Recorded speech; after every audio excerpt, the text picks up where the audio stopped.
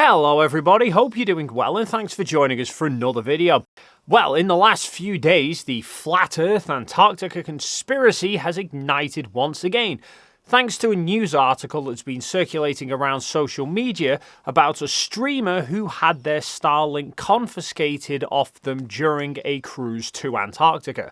And here is the clip doing the rounds. Fire on Antarctica.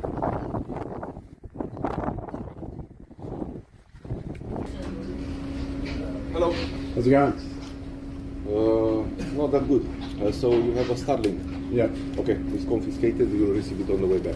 It shows a guy on land, live streaming for a few seconds, and then it cuts to officials telling him his Starlink is confiscated for the rest of the trip. You'll receive it in the end of the trip, okay? Okay, cool. It's not such devices, they're not anything that is related to the internet connection, cybersecurity is completely forbidden.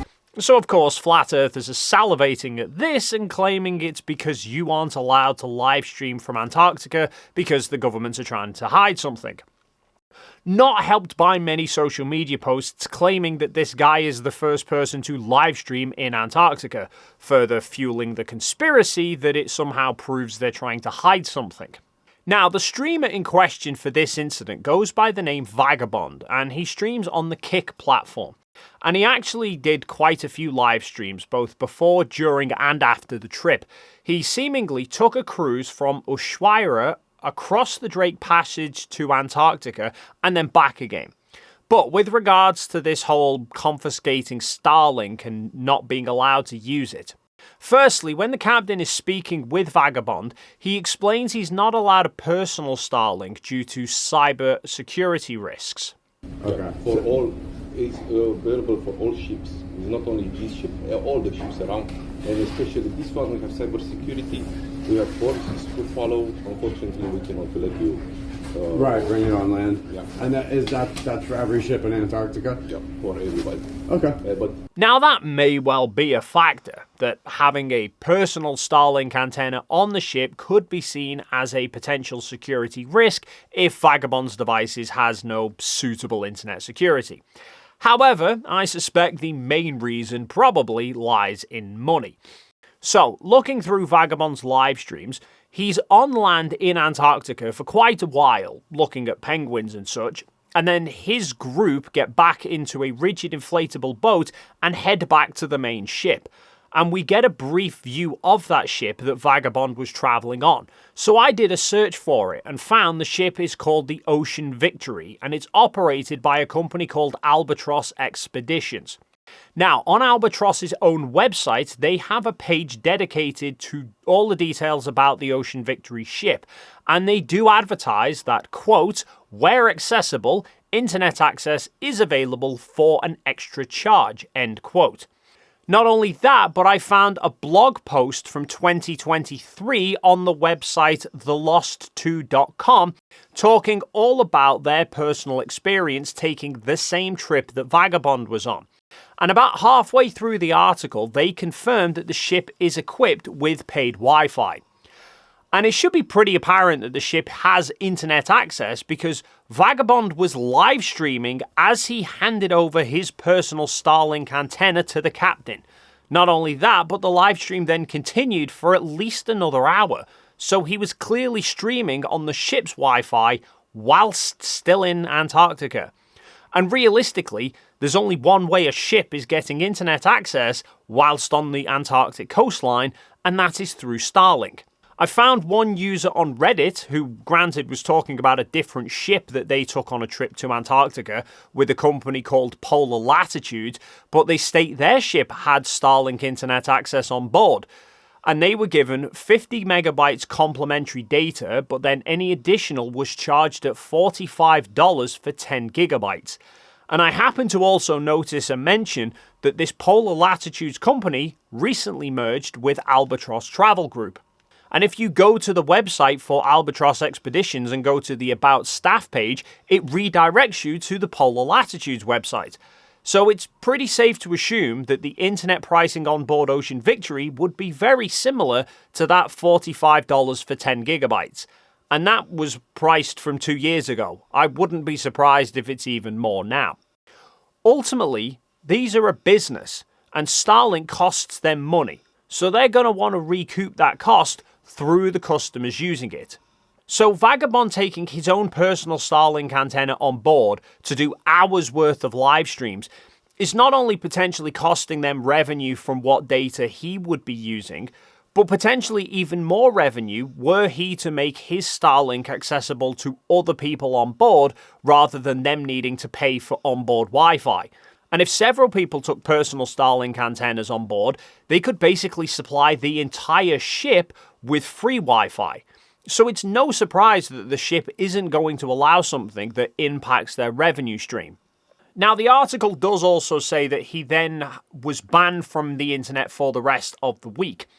I don't know if that is specifically true, but assuming it is, I could hazard a pretty good guess as to why.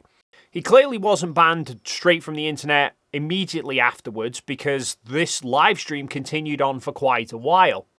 However, I can speak from personal experience that when I went to Antarctica, the terms and conditions with the company that I travelled with stated that I couldn't film people specifically without prior permission from them.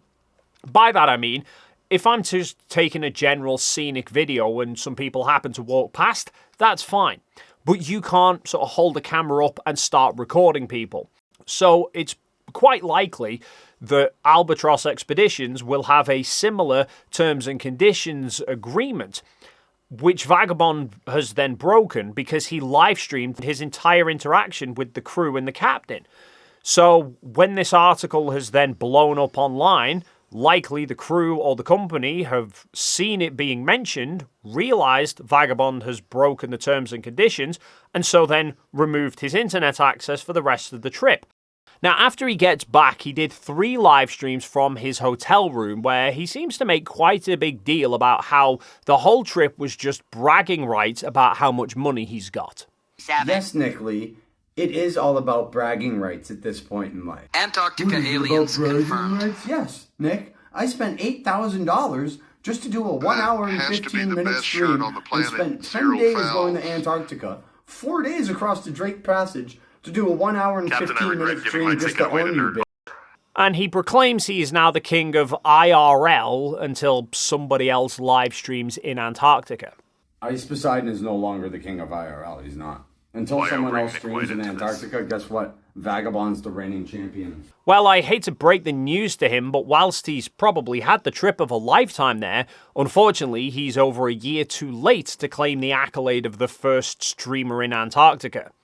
Over a year ago, several of us went to Union Glacier in Antarctica live streaming over Starlink. There were multiple live streams done using our own personal Starlink that Will Duffy had taken along. Will did 3 live streams, myself, MC2 and Critical Think, Austin Whitsitt, each did 1 from the small camp we were at, but the main camp itself also had Starlink that anybody could access. And I actually believe the accolade for the first live stream in Antarctica probably goes to Jeranism, who did a stream at the main camp shortly after we'd arrived. Duffy, you got anything to say to these fine people? Thank you, by the way, for bringing us out here to this. We made it. We're here. Tell them about the flight. Number 1 tracked flight on Flight Radar 24. That's pretty dope. Amazing, amazing. So, assuming nobody else has live streamed before or after that, that's 6 people who've live streamed from Antarctica before Vagabond. I mean, of course, flat earthers don't like that because the whole point of our trip was to record the 24-hour sun and show how flat earth doesn't work. So no, there's no big conspiracy that Starlink isn't allowed in Antarctica. That ship itself has Starlink access whilst they're in Antarctica, so do the other ships that sail there. It's just a way for them to make money. And like I said, not only did we take a Starlink antenna to Antarctica and use it without issue to livestream, but ALE's Union Glacier camp has complimentary Starlink access for all the guests and their employees to use. But as always, feel free to leave your thoughts in the comments down below. If you enjoyed this video and you haven't already done so, then please do consider hitting the like and subscribe buttons, and hopefully we'll see you in the next video.